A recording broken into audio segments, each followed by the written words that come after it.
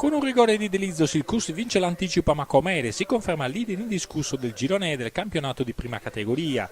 Su un campo reso pesante dalla pioggia incessante caduta prima e durante la gara, i sassaresi hanno sbloccato il risultato nel primo tempo, rintuzzando tutti i tentativi di rimonta dei padroni di casa.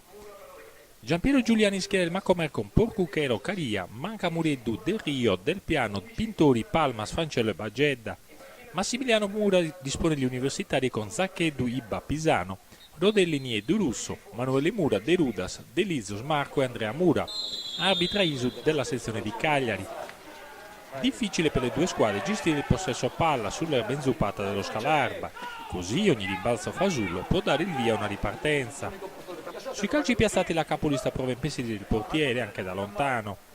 Davanti Delizos apre varchi per Andrea Mura, gli ex latte dolce non trovano la porta. Dall'altra parte Bagedda cerca l'1 contro 1 e dopo questo cross che non va a buon fine reclama per un contatto nel cuore dell'aria. L'arbitro fa proseguire.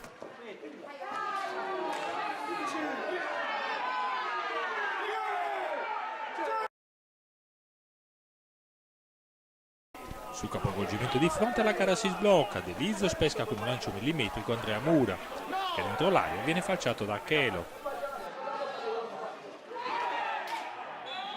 Dal dischetto Delizos trasforma con freddezza l'1-0, il gol che risulterà decisivo. Poco dopo, solito schema Delizos Andrea Mura, stavolta è provvidenziale l'uscita del portiere. Il Macomer fatica a sfondare e tenta anche le soluzioni da lontano.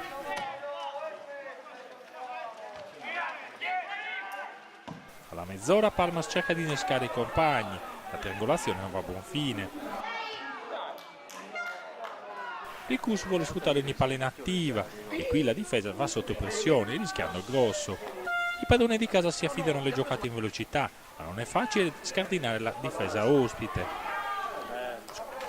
Qualche scaramuccia in mezzo al campo e altro tentativo dalla distanza senza esito. Nella ripresa non cambia il copione, comincia la girandola dei cambi. Qui Delizos mette dentro, ma dopo aver controllato il rinvio con un braccio, gioco fermo. Il Macomer getta il cuore oltre l'ostacolo, Del Piano tenta lo sfondamento centrale senza fortuna. Fancello è tra gli ultimi ad arrendersi, prima prova a creare pericoli sulla fascia, poi tenta il jolly da lontano, ma Zacchedo si salva senza problemi. Finisce 1-0, il Cus vince ancora e resta saldamente al comando del girone. Per il Macomer la certezza di averci provato sino in fondo.